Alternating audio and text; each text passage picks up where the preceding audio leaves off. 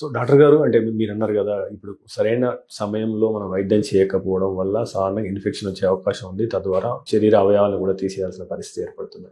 ఈ ఇన్ఫెక్షన్స్ రాను రాను పెరుగుతున్నాయి. ఎందుకంటే ఇప్పుడు ఉన్న యాంటీ డ్రగ్స్ కావచ్చు సరిగా పనిచేయట్లేదు, అంటే రెసిస్టెన్స్ పెరుగుతుంది అన్న అది వస్తుంది. ఇప్పుడు కేర్ లాంటి హాస్పిటల్లో ఇన్ఫెక్షన్ రేట్ ను తగ్గించడానికి ఎటువంటి విధానాలు అవలంబిస్తారు? 62 లక్షల మంది ప్రజల్లో మెడ్ ప్లస్ బ్రాండ్ మెడిసిన్స్ కి మారడం వలన 915 కోట్ల రూపాయలు సేవ్ చేసుకున్నారు. అదే మెడిసిన్స్ అదే క్వాలిటీతో 50 to 80% డిస్కౌంట్. ఇప్పుడు బయట ఏమవుతుందంటే కొంచెం ఇన్ఫెక్షన్ రాగానే సోర్తోటి రాగానే అజిత్రోమైసిన్ వేసేసుకుంటుంది ఆర్ ఆగ్మెంటిన్ వేసేసుకుంటుంది. అది జనాల్లో తెలిసిపోయింది. వాళ్ళు ఇంతకుముందు మెడికల్ షాప్ కూడా అవసరం లేదు, ఈ ట్రీట్మెంట్ చూసుకొని ఇది వేసేసుకోరా అని వాళ్ళే తెచ్చేయడము వేసేసుకోవడం జరుగుతుంది.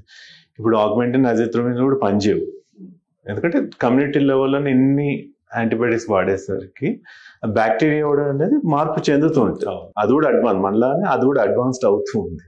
సో ఇప్పుడు ఏమవుతుందంటే లైక్ అలా కమ్యూనిటీ లెవెల్లోనే ఈ యాంటీబయాటిక్స్ వాడడం వల్ల ఇంకా మార్పు చెందిన బ్యాక్టీరియా రావడం వల్ల ఇంకా ఒక స్టేజ్ వచ్చాక ఇన్నోవేషన్ అనేది ఒక లెవెల్కి ఆగిపోతుంది. దాని కొత్త కొత్త యాంటీబయాటిక్స్ తయారు చేస్తూ పోలేము. సో బ్యాక్టీరియా కూడా తెలివిమీరిపోయి ఇంకా రెసిస్టెంట్ బ్యాక్టీరియా అవుతుంది, ఇంకా ఫ్యూచర్లో మనకి ఇంకా ప్రాబ్లం అయిపోతుంది. సో కేర్ హాస్పిటల్లో ఏంటంటే వీ హ్యావ్ యాంటీబయాటిక్ గ్రూప్, అంటే ఒక ఇన్ఫెక్షన్ కంట్రోల్ గ్రూప్ అని ఉంటుంది. సో మన హాస్పిటల్లో ఏ ఇన్ఫెక్షన్స్కి ఏ యాంటీబయాటిక్ పనిచేస్తుందని చూసుకుంటాం. దాని ప్రకారం ఎంపికల్గా స్టార్ట్ చేస్తాం. హైయర్ యాంటీబయాటిక్ ఎప్పుడు స్టార్ట్ చేయం అంటే లైఫ్ థ్రెటనింగ్ అవుతుంది. వీటికి ఉంది లైఫ్ సేవింగ్, దాన్ని బట్టి బయట ఏమవుతుందంటే స్టార్టింగ్ పెద్ద యాంటీబయాటిక్ స్టార్ట్ చేసేస్తారు. అది డేంజరస్, ఎందుకంటే తర్వాత ఏమో పనిచేయవు. అండ్ హాస్పిటల్లో ఏమవుతుందంటే నోజోకోమిల్ ఇన్ఫెక్షన్స్ అంటాం. ఒక పర్సన్ నుంచి ఇంకో పర్సన్కి ఇన్ఫెక్షన్ రాకుండా ఉండడానికి ప్రాపర్ కేర్ తీసుకుంటే ఆ ఇన్ఫెక్షన్స్ అనేది కంటైన్ చేయొచ్చు.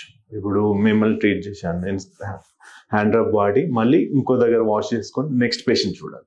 అదే మిమ్మల్ని చూసి అదే సిస్టర్ మళ్ళీ ఇంకో చేస్తుంది అనుకోండి, ఇక్కడ నుంచి అక్కడ infection, humans can be transferring this infection. అట్లా కాకుండా కేర్లో ఏంటంటే నోజోకోమిల్ ఇన్ఫెక్షన్ ప్రివెన్షన్కి ట్రైనింగ్ ప్రతి పర్సన్కి ఉంటుంది. ఆయమ్మ కానీ సిస్టర్స్ కానీ డాక్టర్స్ కానీ పాటిస్తాం. అండ్ యాంటీబయాటిక్ కూడా ఎవరు పెద్ద యాంటీబయాటిక్ వాడాలంటే you have to have a proforma. ఎందుకు వాడుతున్నామో రాసి రికమెండేషన్ అవుతే తప్ప యూ కెనాట్ స్టార్ట్.